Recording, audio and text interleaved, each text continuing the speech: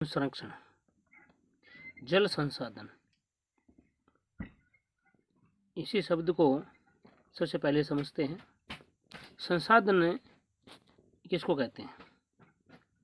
संसाधन वह वस्तु होती है जो हमारी आवश्यकता की पूर्ति करती है। अगर इंसान की आवश्यकता की पूर्ति कोई भी वस्तु कर रही है या कोई पदार्थ कर रहा है तो उसी को संसाधन कहते हैं। अगर वो हमारी आवश्यकता की पूर्ति नहीं कर रहा है तो वो संसाधन नहीं है। तो जल हमारी आवश्यकता की पूर्ति करते हैं, तो जल भी एक संसाधन है। और संरक्षण का मतलब होता है उसका रख रखाव, उसको बचाना, और आने वाली पीढ़ी है उसके लिए भी बचा करके रखना। तो जल संसाधन एवं संरक्षण, इसी के बारे में आज अध्ययन करेंगे। जल की उपलब्धता के कारण ही पृथ्वी पर जीवन संभव है। जल का उपयोग पेयजल, दैनिक घरेलू कार्य, सिंचाई, उद्योग आदि कार्यों में किया जाता है। जल के समस्त स्रोत, यानी जिन जिन से जल हमें मिलता है, किन किन से मिलता है, वो होते हैं उसके स्रोत, तो वो सभी जल संसाधन कहलाते हैं।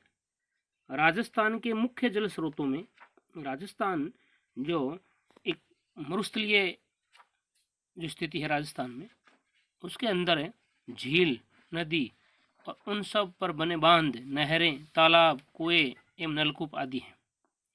यानी ये राजस्थान के मुख्य जल स्रोत हैं।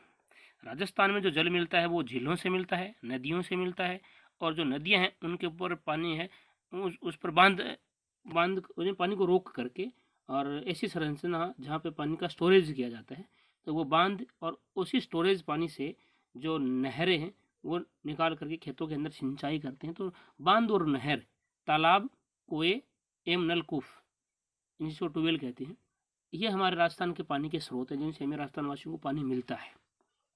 आइए हम इस अध्याय में राजस्थान के जल संसाधनों एवं अपवाह तंत्र, अपवाह का मतलब होता है पानी का बहना, जिसको बोलते हैं प्रवाह है, तो अपवाह तंत्र का विस्तार से अध्ययन करते हैं।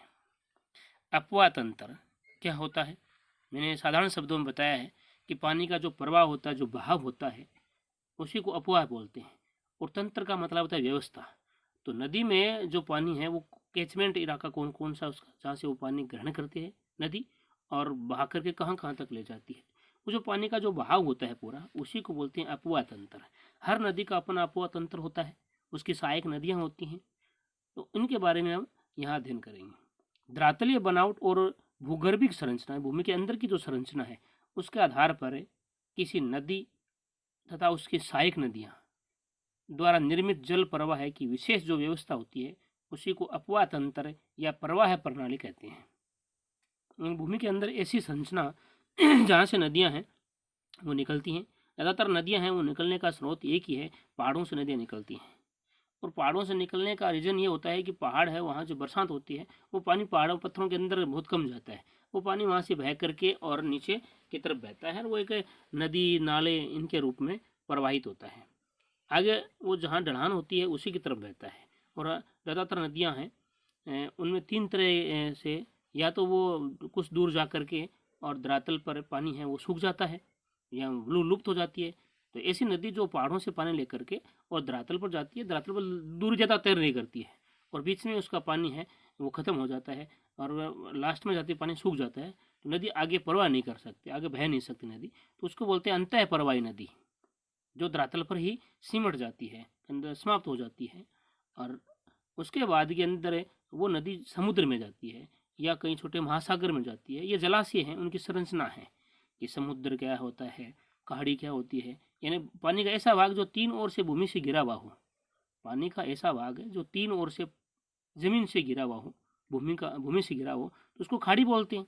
और जमीन का ऐसा भाग जो तीन ओर से पानी से घिरा हुआ है उसको प्रायद्वीप बोलते हैं।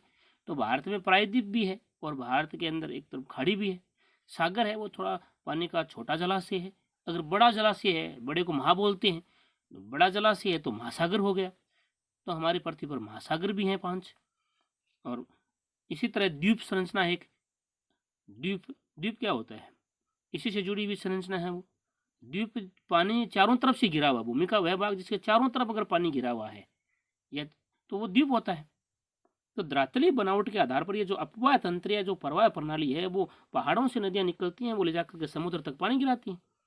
तो वो जिस खाड़ी के अंदर पानी डालती हैं जो जो नदियाँ, वो उसी खाड़ी का अपवाह तंत्र कहलाती हैं। जैसे हमारे हिमालय से निकलने वाली कुछ नदियाँ हैं, वो अरब सागर की तरफ अपना पानी है वो अरब सागर में ले जाकर उड़ेलती हैं, तो वो अरब सागरीय अपवाह तंत्र हो गया। इसी तरह कुछ नदी हैं जैसे गंगा है, ब्रह्मपुत्र है, ये नदियाँ ले जाकर बंगाल की खाड़ी के अंदर पानी अपना डालती हैं, तो वो अब बंगाल का खाड़ी के अपवाह तंत्र हो गया। कुछ ऐसी नदियाँ हैं जो यहीं विलुप्त हो जाती हैं मैदानी भाग में जाकर के, तो अंतः प्रवाही नदियाँ हो गई। तो ये अपवाह तंत्र है वो अलग अलग है, इन्हीं के बारे में हम पढ़ेंगे। तो दो अपवाह तंत्र जो क्षेत्र होते हैं उनके मध्य की उच्च भूमि जो वर्षा जल को विभिन्न दिशाओं में बांट कर प्रभावित करती है, उसे जल विभाजक रेखा कहते हैं। जैसे एक पहाड़ है, वो पहाड़ दोनों तरफ दोनों साइडों में उसकी ढलान है, तो उस दोनों साइडों में जो ढलान है, तो ऊपर वाली जो उसके जो चोटी है वो एक प्रकार से विभाजन रेखा हो गई उसकी। तो दोनों तरफ जो भाव होता है वो दोनों कोई से नदी जलाशय है, जहाँ भी वो जाएगी जलाशय के अंदर अपना पानी उड़ेगी। तो इनको अलग अलग जो विभाजन किया गया है उसे जल विभाजक रेखा कहते हैं। जैसे राजस्थान में अरावली पर्वत है, ये जो हमारी बुक है ये राजस्थान अध्ययन से संबंधित है। तो राजस्थान के अगर ये पॉइंट ऑफ व्यू से देखेंगे तो राजस्थान में अरावली पर्वत श्रृंखला है। अरावली में एक साइड के अंदर जो पानी है वो तो अपन देखेंगे तो राजस्थान में अंतः प्रवाही नदियों में बहता है, और एक पानी है वो बंगाल की खाड़ी और एक अरब सागर की तरफ।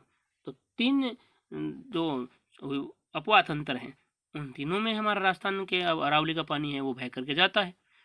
तो ये राजस्थान के अपवाह तंत्र है। अब इसी के बारे में एक ये भी जानना जरूरी है कि ऐसी नदियाँ जो आगे चलकर किसी बड़ी नदी में मिल जाती हैं तो उन्हें सहायक नदियाँ कहा जाता है। ये सहायक नदियाँ हैं, पानी ले जाकर के बड़ी नदी में डाल देती हैं अपना। तो सहायक नदियाँ, हर नदी जो बड़ी नदी हैं उनकी सहायक नदियाँ होती हैं। बहुत बार परीक्षा में इस तरह के प्रश्न भी पूछे जाते हैं। तो राजस्थान का अपवाह तंत्र यानी राजस्थान में जो पानी का भाव है उसका व्यवस्था कैसी है राजस्थान में। तो राजस्थान के अपवाह तंत्र को तीन भागों में बांटा जाता है।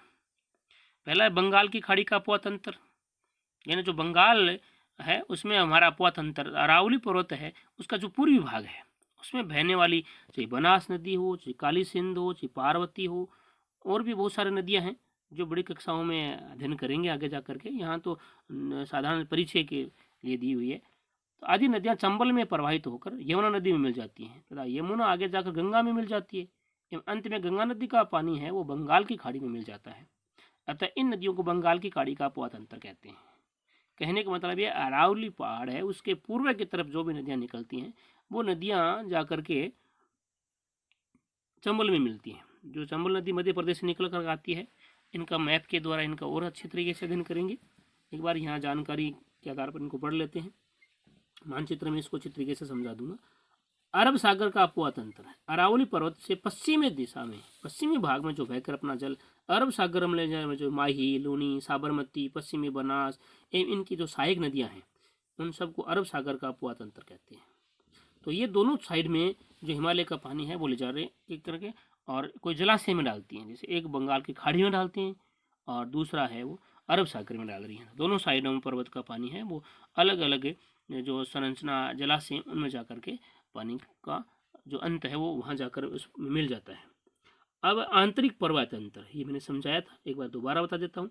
ऐसी नदी जो किसी समुद्र तक ना पहुँच करके स्थल भाग में ही समाप्त हो जाए, विलुप्त हो जाए, यानी अपना पानी है वो वहीं सूख जाए या किसी झील में मिल जाए, तो उसे आंतरिक या भूमिगत अपवाह तंत्र वाली नदी कहते हैं। राजस्थान में बहने वाली नदी में देखेंगे तो घग्गर नदी है, बाणगंगा नदी है, कांतली नदी है, साबी नदी है, रूपारेल नदी है, मेढा नदी है। ये नदियाँ आंतरिक अपवाह तंत्र का उदाहरण है। इनमें से राजस्थान के एग्जामों में जो कंपटीशन के एग्जामिन में यहाँ से प्रश्न उठा जाता है, 3 नदियाँ देते हैं और एक बंगाल की या अरब सागर का तंत्र का नदी है वो उठा लेती है, और इनमें से कौन सी नदी है जो अपवाह तंत्र वाली नहीं है, आंतरिक अपवाह तंत्र वाली नहीं है। तो उसमें से छांटने के लिए ये नदियाँ ध्यान में रखना है। घग्गर नदी, बाणगंगा नदी, कांतरी नदी, साबी, रूपारेल, मेढा आदि नदियाँ आंतरिक अपवाह तंत्र के उदाहरण हैं। यानी ये नदियाँ हैं वो किसी समुद्र में जाकर के अपना पानी या किसी खाड़ी में या वहाँ जाकर अपना पानी है वो नहीं उड़ेलती हैं। राजस्थान की प्रमुख नदियाँ, इन नदियों को पढ़ लेते हैं पहले, उसके बाद इनको मानचित्र में समझ लेंगे, एक एक नदी को समझेंगे। सबसे पहले चंबल नदी, इस नदी का उद्गम स्थल है वो मध्य प्रदेश में विंध्याचल पर्वत है। ये राजस्थान की सबसे लंबी एवं एकमात्र वर्ष भर बहने वाली नदी है। पूरे साल अगर राजस्थान में कोई नदी बहती है तो उस नदी का नाम है चंबल नदी। और ये मध्य प्रदेश के विंध्याचल पर्वत है, वहाँ जनापाव की पहाड़ियाँ हैं, वहाँ से ये नदी निकलती है। थोड़ा ज़्यादा गहराई में जानकारियाँ हो जाएंगी, इस कक्षा 6 के दृष्टिकोण से ही यहाँ अध्ययन करेंगे। यह राजस्थान की सबसे लंबी एवं एकमात्र वर्ष भर बहने वाली नदी है। राजस्थान में नदी चित्तौड़गढ़ जिले में भैंसरोडगढ़ से प्रवेश करती है, फिर ये 6 जिलों में बहती है। चित्तौड़गढ़ के बाद में ये कोटा, बूंदी, सवाई माधोपुर, करौली, धौलपुर जिलों में बहने के बाद उत्तर प्रदेश में यमुना में मिल जाती है। इटावा के पास में यमुना में मिलती है। और इसकी प्रमुख जो सहायक नदियां हैं उसमें बनास, बेड़च, कोठारी, काली सिंध, पार्वती आदि है। राजस्थान का इंडस्ट्रियल जो सिटी है, औद्योगिक नगर है कोटा, वो इसी नदी के किनारे पर स्थित है। अब हम मानचित्र में ये जो नदियां हैं, इन नदियों के बारे में थोड़ा सा आगे मानचित्र में जाकर देखते हैं। ये हमारा मानचित्र है और इस मानचित्र में अलग अलग जो संरचना है हिमालय की, इसमें समझा रहा हूँ कहाँ कहाँ से कौन कौन सी नदी है वो निकलेगी। देखो, ये हमारा बीच में हिमालय है जिसको मैं मार्क कर रहा हूँ। ये हिमालय पर्वत है और इस पर्वत में जो ऊंचाई की जो चोटियाँ हैं, ये हमारे अरावली पर्वत श्रृंखला की चोटियाँ हैं विभिन्न। और इन पर्वतों से पानी वह दोनों तरफ बहता है, यानी इधर ये पश्चिम की साइड है, इसके साइड में भी पानी आएगा, और ये पूर्व की साइड है, इसमें भी पानी है, उसका बहाव होगा। तो पूर्व का जो बहाव है ये जाकर के बंगाल की खाड़ी में पानी है वो गिराएगा, और इधर वाला है ये या तो अंतः प्रवाही या फिर बंगाल की खाड़ी में न होकर यहाँ है अरब सागर, तो ये अरब सागर में जा करके अपना पानी है वो गिराएंगे। अब यहाँ से बनास नदी है, इसकी संरचना ये है। बनास नदी ये खमनोर की पहाड़ियों से निकलती है, जो राजसमंद जिले में है, वहाँ से निकलती है। उसमें खारी नदी आकर के आगे से मिलती है। ये कहाँ से निकलती हैं, कहाँ मिलती हैं, ये जानकारी हम जो एक एक नदी का अध्ययन करेंगे उनमें और अच्छी तरीके से कर लेंगे। अब ये मध्य प्रदेश जो है, इसको मैं मार्क कर रहा हूँ, इधर मध्य प्रदेश है।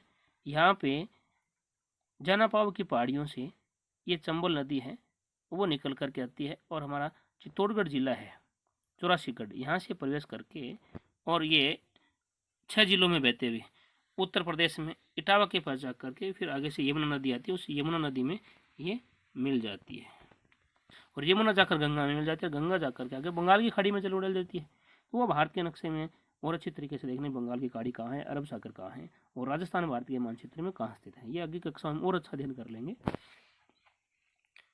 अब इसी दृष्टिकोण में अगर आगे देखेंगे तो इधर है एक सांबर झील है। सांबर झील के आगे नाग पहाड़ है जो अजमेर में है। अजमेर से इधर पश्चिम की साइड में लूनी नदी आती है, लूनी नदी, और इसकी फिर इसमें सहायक नदियाँ सुकड़ नदी है, बांड नदी है, सागी नदी है, जुआई नदी है, यहाँ एक खारी नदी भी है, और इधर पश्चिमी बनास नदी भी है।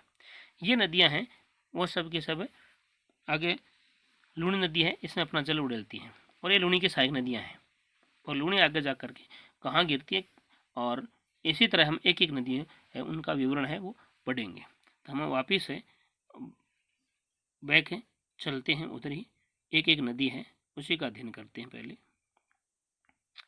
हमने चंबल नदी का अध्ययन कर लिया कि ये नदी है वो मध्य प्रदेश के विंध्याचल पर्वत से निकलती है, और ये राजस्थान की सबसे लंबी नदी है, एकमात्र पूरे साल बहने वाली नदी है। अगर राजस्थान में बहने वाली आंतरिक या पूर्णतः राजस्थान में बहने वाली नदी पूछेंगे तब तो बनास बताना है, और राजस्थान की सबसे लंबी एकमात्र वर्ष भर बहने वाली नदी अगर इस तरह का क्वेश्चन है तो वो चंबल नदी होगा। और ये राजस्थान में चित्तौड़गढ़ जिले में भैंसरोडगढ़ से प्रवेश करके राजस्थान के 6 जिलों में बहती है, चित्तौड़गढ़, कोटा, बूंदी, सवाई माधोपुर, करौली और धौलपुर। ये मध्य प्रदेश और राजस्थान की सीमा भी बनाती है। उन जिलों में बहने के बाद उत्तर प्रदेश में यमुना नदी में मिल जाती है। इसकी प्रमुख सहायक नदियां बनास, बेड़च, कोठारी, काली सिंध, पार्वती। राजस्थान के आरपीसी के पेपर देने वाले इन सभी नदियों को उद्गम स्थल ये कहाँ मिलती हैं, इनका संगम स्थल कौन कौन सा है, ये बड़ी कक्षाओं में जो पढ़ाएंगे उसमें भी बता देंगे, और इनका थोड़ा ज़्यादा अध्ययन करना जरूरी है। इनके किनारे कौन कौन से नगर हैं नदियों के, तो यहाँ ज़्यादा यहाँ उचित नहीं है। बनास नदी राजसमंद जिले में, वही अपने मानचित्र में बताया था मैंने, बनास नदी राजसमंद जिले में खमनोर की पहाड़ियों से जन्म लेती है। इन खमनोर के पहाड़ियों से निकलती है राजसमंद नदी। राजसमंद में ये बनास नदी, ये राजसमंद में बहती है, चित्तौड़गढ़ में, ये भी 6 जिलों में बहती है, राजसमंद, चित्तौड़गढ़, भीलवाड़ा, टोंक में बह करके आगे सवाई माधोपुर में रामेश्वर के निकट समल नदी में मिल जाती है। एक मौसमी नदी है। जब बरसात होती है, हमारा चौमासा होता है, उस समय यह नदी बहती है। तकरीबन 6 महीने तक इसमें पानी, कभी 4 महीने तक अच्छी बरसात हो जाती है तो ये बहती है। पूर्णतः राजस्थान में बहने वाली ये सबसे लंबी नदी है। अगर इस तरह का प्रश्न आए कि पूर्णतः राजस्थान में बहने वाली सबसे लंबी नदी कौन सी है, तब बनास बताना है। और अगर ये पूछें कि राजस्थान की सबसे लंबी नदी कौन सी है, तब चंबल बताना है। इसकी लंबाई लगभग 480 किलोमीटर है। बनास नदी की कुल लंबाई है वो 480 किलोमीटर है। टोंक व सवाई माधोपुर नगर बनास नदी के किनारे पर स्थित है। बनास की प्रमुख सहायक नदियां मेनाल, कोठारी, बेड़च, खारी। खारी राजस्थान में 2 नदियां हैं। जो जीके की तैयारी करने वाले हैं, जो राजस्थान की प्रतियोगी परीक्षाओं की, वो ध्यान रखें, राजस्थान की 2 खारी नदियां, आरएस में भी ये प्रश्न पूछा गया है। तो ये बनास नदी है, ये इतना कक्षा 6 वाले बच्चे इतना ध्यान रखें कि बनास नदी है वो राजसमंद जिले में खमनौर की पहाड़ियों से निकलती। खमनौर जो श्रीनाथ जी का मंदिर है, वहाँ से आगे जाएंगे तो हम कंटिन्यू करते हैं। बनास नदी हमारी होगी लूणी नदी। लूणी नदी अजमेर जिले में गोविंदगढ़ के निकट सरस्वती व सागरमती नामक 2 धाराएं निकलती हैं नागपाड़ से, वो दोनों मिल जाती हैं, तो इनको लूणी नदी कहते हैं। अजमेर, नागौर, पाली, जोधपुर, बाड़मेर, जालोर, ये भी 6 जिलों में बहती है। अजमेर, नागौर, पाली, जोधपुर, बाड़मेर, जालोर जिलों में बहने के बाद ये नदी कच्छ की खाड़ी में मिल जाती है।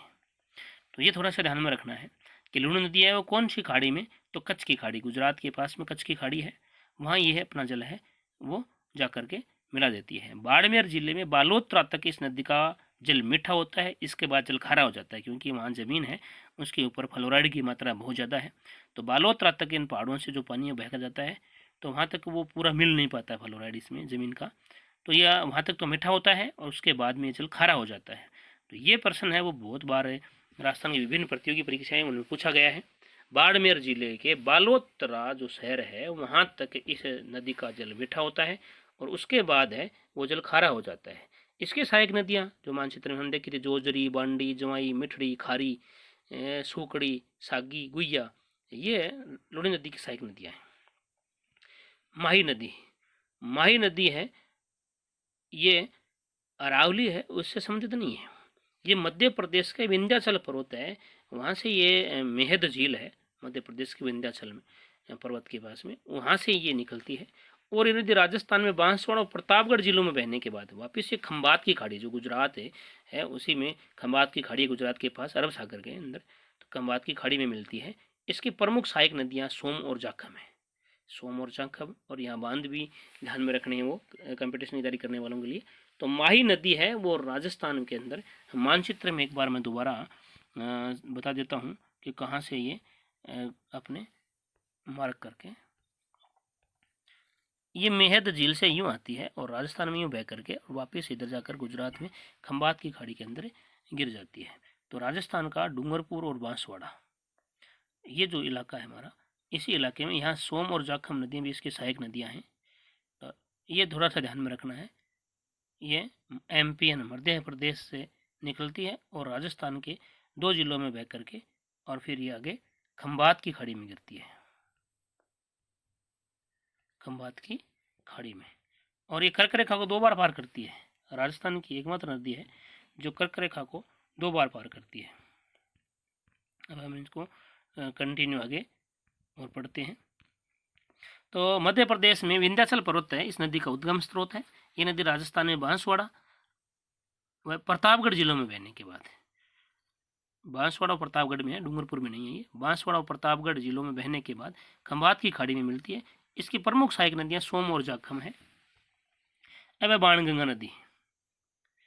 हमने सभ्यताओं में बेराट की पहाड़ी पढ़ा था अरावली के अंदर, बेराट जो विराट नगर बोलते हैं, जहाँ सभ्यता का अस्तित्व था, इस नदी का उद्गम जयपुर जिले में वही स्थान है, अरावली की विराट की पहाड़ियाँ हैं, वहाँ से होता है। ये विराट नगर है। अलवर जाते हैं जयपुर से तो वहाँ बीच में विराट नगर आता है, जहाँ विराट सभ्यता अस्तित्व में आई थी। वहीं विराट की पहाड़ियाँ हैं और वहीं से निकलता है ये नदी का उद्गम स्रोत। इस नदी का पानी भरतपुर में घना पक्षी राष्ट्रीय उद्यान में नम भूमि का निर्माण करता है। इसे अर्जुन की गंगा भी कहा जाता है। अर्जुन ने गंगा निकालने के लिए बाण चलाया था, तो ये उस बाण से गंगा निकली थी, तो उस बाण गंगा नाम दिया गया इस नदी का। और ये जयपुर से फिर भरतपुर वाला इलाका है, उसके अंदर जो घना पक्षी विहार राष्ट्रीय उद्यान है, वहाँ पे जो पानी की आपूर्ति है वो इस नदी के द्वारा होती है। अब है घग्गर नदी। बाणगंगा नदी को एक बार दोबारा देख लेंगे मानचित्र की तरफ है, तो ये और समझा देता हूँ मानचित्र के अंदर ये कहाँ से निकलती है। तो मानचित्र में देखें तो सांभर झील का चित्र है, उसके आगे बाणगंगा नाम लिखा हुआ है और जयपुर में यहाँ पे विराट है और विराट से ये बाणगंगा नदी है जो उत्तर प्रदेश की तरफ जा रही है। आगे जा कर के ये नदी भरतपुर में जो घना पक्षी विहार है वहाँ पे पानी की आपूर्ति करती है। तो ये बाणगंगा नदी है जहाँ मैं मार्क कर रहा हूँ, तो ये थोड़ा सा ध्यान में रखना। और एक नदी और है, उसी को यहीं समझ लेते हैं हमें, घग्गर नदी। घग्गर नदी शिवालिक की पहाड़ियाँ हैं, शिवालिक की पहाड़ियाँ वहाँ से निकलती हैं। हिमालय पहाड़ है हमारा, हिमालय पहाड़ का जो बाहरी भाग है, महान हिमालय, मध्य हिमालय और शिवालिक हिमालय, ये हिमालय का वर्गीकरण किया हुआ है जो आगे कक्षाओं में हम पढ़ाएंगे।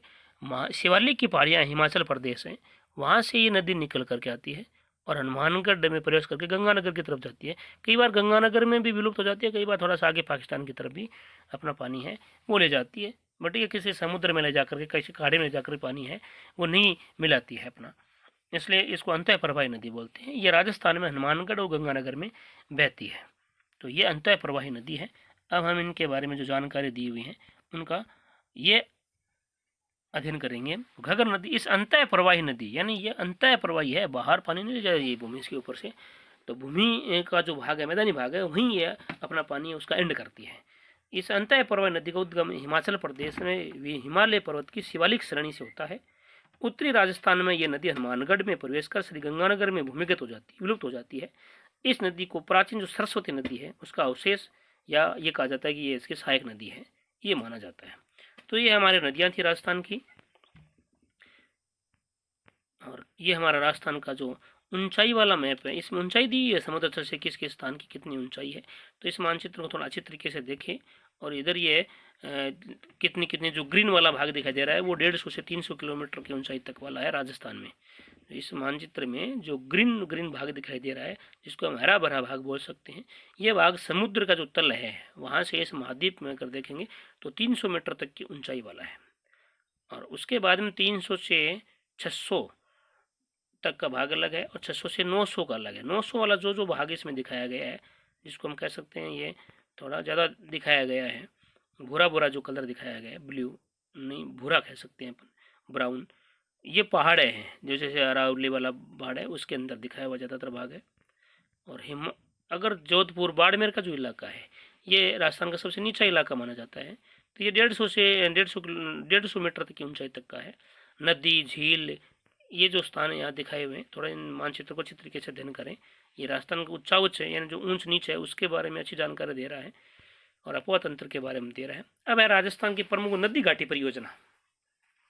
नदी घाटी परियोजना इन नदियों के ऊपर है, कुछ बांध बना करके, कुछ नहरें निकाल करके और बहुत सारे बहुउद्देश्य में बहुत सारे उद्देश्यों की पूर्ति करने के लिए कुछ परियोजनाएं हैं, कुछ प्रोजेक्ट ऐसे हैं जिनको लॉन्च किया जाता है।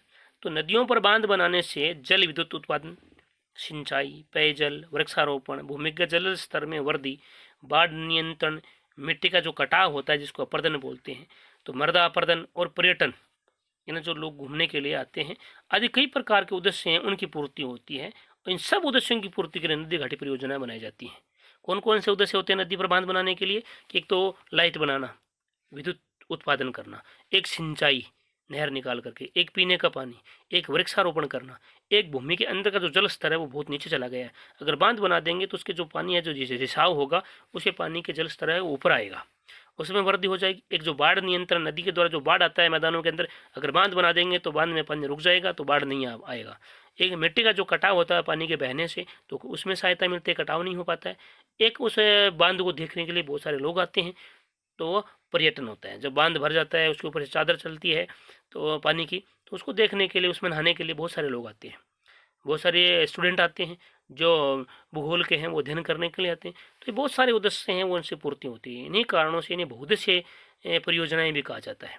भारत के प्रथम प्रधानमंत्री पंडित जवाहरलाल नेहरू ने इन नदी घाटी परियोजनाओं को महत्व देते हुए इन्हें क्या कहा था, आधुनिक के भारत का मंदिर कहा था, कि ये आधुनिक भारत के मंदिर है। राजस्थान में चंबल परियोजना, माही बजाज सागर परियोजना, बिसलपुर परियोजना एवं सरदार सरोवर परियोजना, ये प्रमुख नदी घाटी परियोजनाएं हैं जो राजस्थान की प्रसिद्ध हैं। चंबल नदी पर बनाया हुआ है, माई नदी पर माई बजाज सागर बांध बनाए हुए, जहाँ पर बहुत सारी इन्हीं उद्देश्यों की पूर्ति होती है। बिसलपुर परियोजना बनास नदी है, उस पर बनाई हुई है।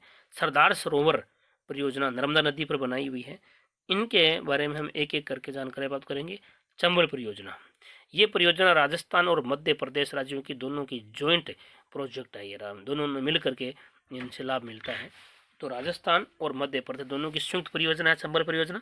इस परियोजना के अंतर्गत कुल 4 बांध बनाए गए हैं। ये चारों बांध हैं वो याद रखने हैं। 4 बांध बनाए हुए हैं, ये चारों बांध क्रम से याद रखने हैं। ये परीक्षा में बहुत इंपॉर्टेंट बांध है चारों। इनमें से गांधी सागर बांध है वो मध्य प्रदेश में मंदसौर जिले में, यानी गांधी सागर बांध है वो तो मध्य प्रदेश में बनाया हुआ है इस नदी के ऊपर। उसके बाद राजस्थान में चित्तौड़गढ़ जिले में राणा प्रताप सागर, महाराणा प्रताप के नाम पर राणा प्रताप सागर बांध बनाया हुआ है। कोटा जिले में जवाहर सागर बांध बनाया हुआ है, और कोटा बैराज, यानी कोटा में 2 बांध हो गए, एक जवाहर सागर बांध हो गया और एक कोटा बैराज बांध हो गया। अब ये चारों बांध है, सबसे पहला बांध है गांधी सागर बांध जो मध्य प्रदेश में है, तो गांधी सागर मध्य प्रदेश में। उसके बाद में चित्तौड़गढ़ जिले में जब प्रवेश करती है हमारे, तो वहाँ राणा प्रताप के नाम पर राणा प्रताप सागर बांध बनाया हुआ है। कोटा जिले में 2 बांध हैं, एक जवाहर सागर बांध बनाया हुआ है, एक कोटा बैराज बांध बनाया हुआ है। तो ये 4 बांध हैं वो चमोन नदी पर बनाए हुए हैं। इस परियोजना से दोनों राज्यों को जल विद्युत मिलता है, जल से बनने वाली जो विद्युत लाइट है वो मिलती है, और सिंचाई की सुविधा भी मिलती है।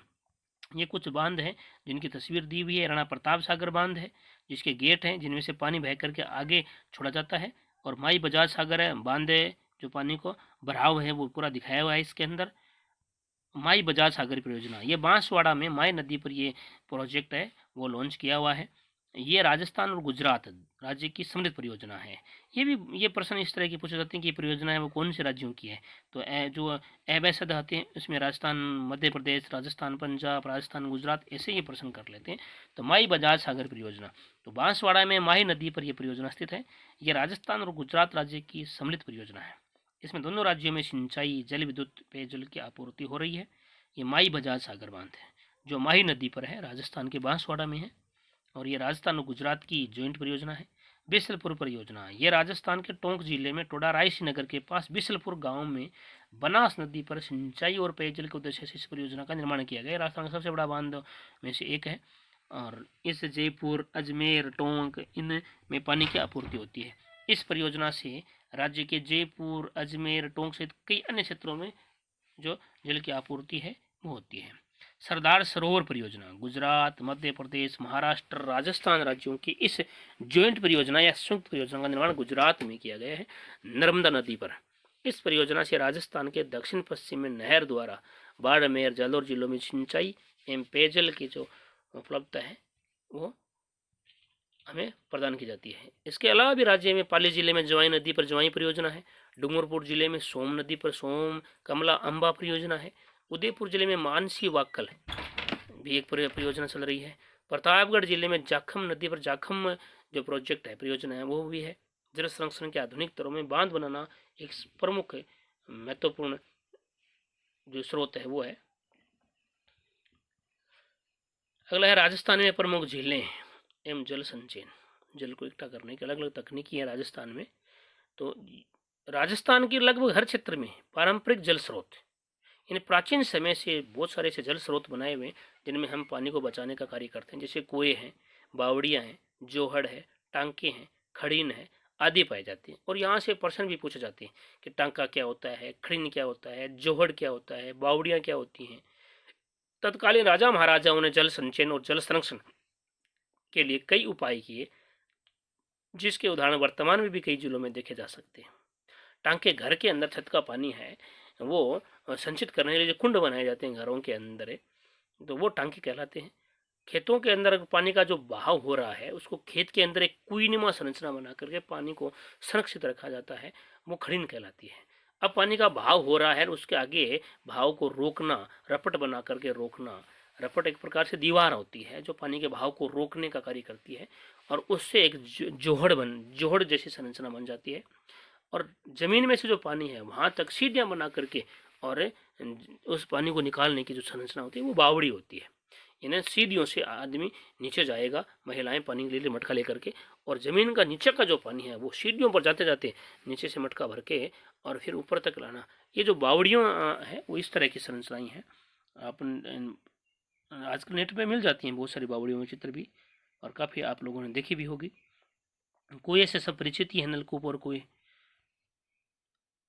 उदयपुर में 14वीं से सदी से लेकर 19वीं सदी तक जल संरक्षण हेतु अनेक कार्यों द्वारा ऐतिहासिक जल प्रबंधन प्रणाली का विकास किया गया है। यहाँ बहुत सारी नदियां हैं उदयपुर सिटी के अंदर, जिनको आपस के अंदर जोड़ने के लिए सेतु बनाए गए हैं, जोड़ने के लिए पुल बनाए गए हैं।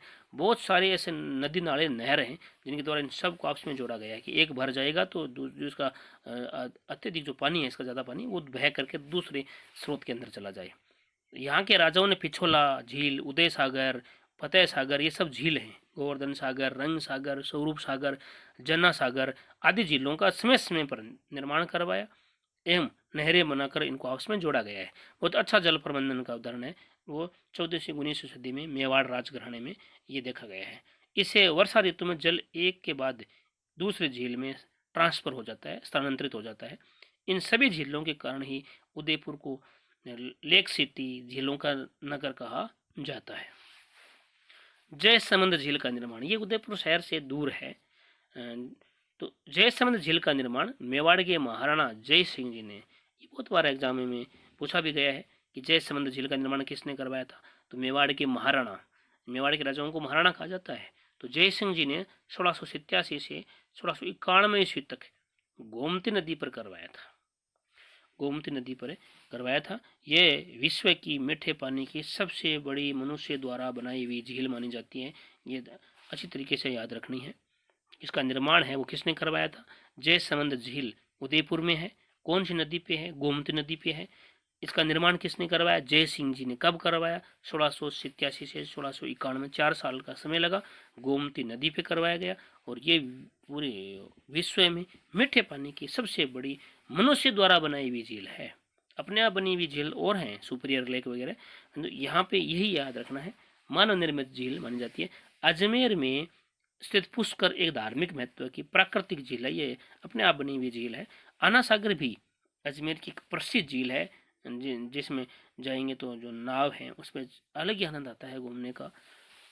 सिरोही के माउंट आबू में स्थित एक नक्की झील भी है, जो राज्य में सबसे ऊंची झील है, ऊंचाई प्रसिद्ध प्राकृतिक झील है ये। राजसमंद जिले में स्थित राजसमंद झील भी प्रसिद्ध है। राजसमंद झील राजसमंद जिले में है, और इसी के एक साइड का जो पहाड़ होती है उसके ऊपर लेख लिखा हुआ है, जो और सबसे बड़ा लेख माना जाता है राजस्थान का, जो सबसे बड़ी प्रशस्ति मानी जाती है, राज प्रशस्ति बोलते हैं, वो राज सिंह ने लिखवाई थी, और ये झील भी राज सिंह ने बनवाई थी, राजसमंद झील। और इसी राजसमंद झील के आधार पर राजसमंद जिले का नामकरण किया गया है। ये राजसमंद झील है वो राजसमंद में है कहाँ, ये भी एक प्रश्न है। ये राजनगर में है। राजनगर और कांकरोली दो कस्बे दोनों आपस में अब तो मिल गए हैं, कोई अंतर नहीं है उनमें। तो राजनगर है, उसके किनारे उत्तरी छोर पर ये झील है, बहुत बड़ी झील है, और राजसमंद झील सुंदर झील है। और इसके उत्तरी भाग है, उस पर नौ चौकी, उत्तरी भाग है उस पर नौ चौकी पे इतिहास लिखा हुआ है। मैंने खुद ने जाकर देखा है, संस्कृत शब्द भाषा शब्द जैसे लिखे हुए हैं, और आज अब भी जाकर के इनको पढ़ सकते हैं। इसके अलावा जोधपुर में बालसमंद, कायलाना, उमेद सागर ये झील हैं, और जैसलमेर में गढ़ीसर, डूंगरपुर में गैप सागर, बीकानेर में कोलायत, अलवर में सिलीसेड आदि अन्य झीलें भी राज्य में महत्वपूर्ण जल के संसाधन हैं। राज्य में मीठे पानी की झीलों के अलावा जयपुर, अजमेर, नागौर के मध्य एक बहुत बड़ी झील है सांबर झील, जो नमक उत्पादन में पूरे विश्व में प्रसिद्ध है। बाड़मेर में पचपदरा, नागौर में डीडवाना, बीकानेर में लूणकरणसर, जैसलमेर में पोखरण और जोधपुर में फलोदी, ये खारे पानी की झील है। तो खारे पानी की मीठे पानी की इन झीलों में थोड़ा सा अंतर है, वो भी ध्यान में रखना है। यह मानचित्र जो आ रहा है ये कक्षा 6 के अध्याय नंबर 7 में आप इनको और अच्छी तरीके से देख सकते हैं। और यहाँ भी थोड़ा देख लो, मेवाड़ के राणाओं और महाराणाओं द्वारा उदयपुर मंदिर में झीलें, नदी संगम और झील संगम का ये चित्र है, जिनको आपस के अंदर है अपन देख सकते हैं। ये आहड़ नदी है और ये नदी जहाँ मैं मार्क कर रहा हूँ ये इस तरह बह रही है। और इस नदी में से ही एक महाराणा फतेह सिंह जी द्वारा निर्मित नदी संगम नहर निकल गई, जो चिकलवास की तरफ आ रही है। इसके पास में ये मगरी है, मगरा कहते हैं वहाँ छोटे छोटे पहाड़ों को, जो टाटला मगरा है। और इधर उत्तर पश्चिम की तरफ देखेंगे हम तो मकरेड़ा मगरा है। और इन मकरेड़ा मगरा के पास से ही यहाँ से जना सागर झील बड़े तालाब है और यहाँ से भी निकलती है नदी। ये नदी निकाली गई, नहर निकाले हुए हैं इनकी। और थोड़ा सा इनको ऊपर करके मानचित्र को और देखते हैं तो ये मोरवाना नदी, जो मैंने जो जना सागर तालाब है, यहाँ से ये मोरवाना नदी है वो निकल करके, और हम जहाँ मार्ग कर रहा हूँ अभी, जो फतेह सागर में आकर गिरती है। और हाथी धारा नदी है, वो भी पड़वा जो पहाड़ी है इनके बीच में देखो नीमच माता की पहाड़ी है ये, जहाँ मैं ये मार्ग कर रहा हूँ यहाँ से। और ये है पड़वा की पहाड़ी, इन दोनों के बीच से आती है नदी, ये भी फतेह सागर झील में आकर गिरती है। तो ऊपर से तो अपन ने देखा था चिकलवा से जो आया था, जो नदी है जिसको फतेह सागर झील में डाला गया था। यहाँ से मोती मगरी गए से एक गुमान या नाला है जिसके द्वारा ये आहड़ नदी है, उसमें से पानी है वो अतिरिक्त पानी है वो इसमें आ जाता है। अब और नीचे की तरफ अगर हमें इसको मानचित्र को देखें तो फतेह सागर के बाद में यहाँ पिछोला झील है। पिछोला झील के यहाँ पे देखो 2 नंबर 3 नंबर 4 5 6 7 8 ये मार्क किए हुए हैं। ये अलग अलग है, दूध तलाई झील है, अमरकुंड झील है, कुम्हारिया तालाब झील है, रंग सागर झील है, स्वरूप सागर झील है। फतेह सागर से इन सब को आपस में जोड़ा गया है। अब पिछोला झील के अंदर इधर से अमरजोक नदी है जिसको मैं मार्क कर रहा हूँ अभी, अमरजोक नदी ये, और कोठड़ी नदी, सिसरमा नदी, ये पिछला झील में आकर अपना पानी उड़ेलती हैं। इधर गोवर्धन सागर है 1 नंबर, जिसको ये गोवर्धन सागर से झील के द्वारा पिछले झील में पानी है। ये ऐसी संरचना है कि एक नदी भर जाए, नहीं सॉरी नदी नहीं झील, एक झील है जो ओवरफ्लो हो जाए तो इसका जो पानी है वो दूसरी जगह काम आ जाए, दूसरे जलाशय में काम आ जाए। ये अलग अलग बहुत सारी वहाँ झील हैं, इसीलिए इनको झीलों की नगरी कहते हैं। तो पिछोला झील है तो ये दूध तलाई झील में, और ये जो यहाँ जो संरचना ये है दिखाई हुई है 6 7 5 6 7 8, ये सब है अपन को अच्छी तरीके से थोड़ा ध्यान में रखना है। ये झीलों को जोड़ने वाले सेतु हैं कि 1 नंबर है वो कौन सा, गोवर्धन सागर का है जो पिछोला झील को जोड़ रहा है। फिर पिछोला को दूध तलाई 2 नंबर में, फिर पिछोला को अमरकुंड से 3 नंबर, फिर पिछोला कुम्हारिया तालाब 4 नंबर, कुम्हारिया तालाब से रंग सागर 5 नंबर, अमरकुंड को रंग सागर से जोड़ रहे हैं 6 नंबर, 7 नंबर में रंग सागर को स्वरूप सागर से जोड़ रहे हैं, 8 नंबर स्वरूप सागर है वो फतेह सागर से जोड़ रहे हैं।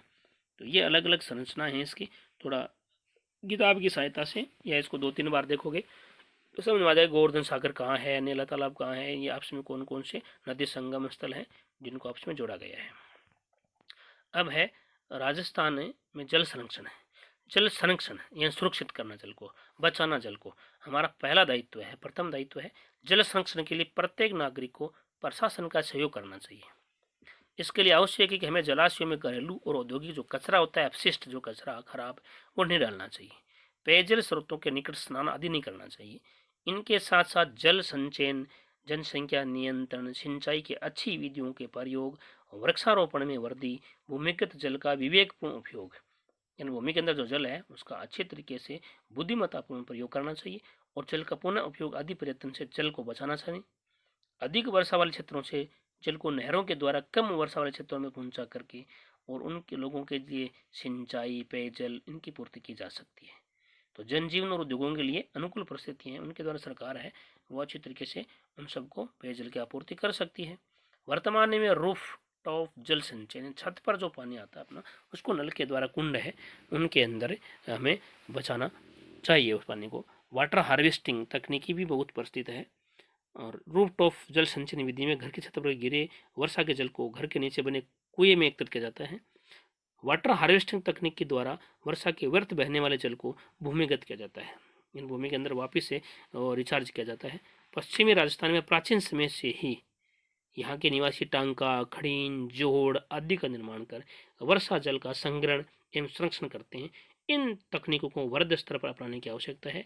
पिछले कार्यकाल में जो हमारा सरकारें हैं वो प्रयास कर रही हैं। अच्छा, अब हम पढ़ेंगे टांका, खड़ीन और जोड़ क्या होता है। तो टांका है वो पश्चिमी राजस्थान में जल संरक्षण हेतु घर में बनाई गई कुएंनुमा संरचना होती है।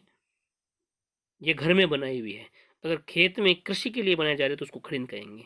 तो पश्चिमी राजस्थान में कृषि के लिए जल संरक्षण हेतु बनाई गई संरचना है, उसको हम खड़ीन कहेंगे। एक है जोहड़, वर्षा जल रोक कर, वर्षा का जो जल है उसको रोककर भूमिगत जल स्तर को बढ़ाने हेतु बनाई गई संरचना होती है, उसको जोहड़ कहते हैं। संरक्षण का मतलब होता है सुरक्षित रखना, रख रखाव करना। भूगर्भिक का मतलब होता है भूमि के अंदर का। अपवाह है, मैंने पहले ही बताया था, नदी जल का बहना या प्रवाह। यह हमारा पाठ पूरा हुआ। अब कुछ प्रश्न है। बनास नदी किस नदी की सहायक नदी है? तो बनास नदी चंबल, बाणगंगा, लूनी, माही। तो लूनी की नदी की ये सहायक नदी है। और बनास किस नदी की है? तो बनास जाकर कहाँ मिलती है? चंबल में मिलती है। माही बजाज सागर परियोजना कहाँ विकसित की गई? तो डूंगरपुर। चंबल की प्रमुख सहायक नदियों के नाम बताइए। चंबल नदी की मिलने वाली जो नदियां हैं उनमें बनास नदी प्रमुख नदी है, पार्वती भी है, काली सिंध भी है। राजस्थान की प्रमुख नदी घाटी परियोजनाएं हैं जो अपन ऊपर अध्ययन किया था, वो सब नदी घाटी परियोजनाएं हैं। चंबल परियोजना है उस पर एक लघु निबंध लिखना है। राजस्थान की परंपरागत जल संरक्षण विधि है, जोहड़ है, टांका है, खड़ीन है, इनका वर्णन करना है। और ये है हमारा पाठ पूरा होता है। हम लेते हैं अभी विदा।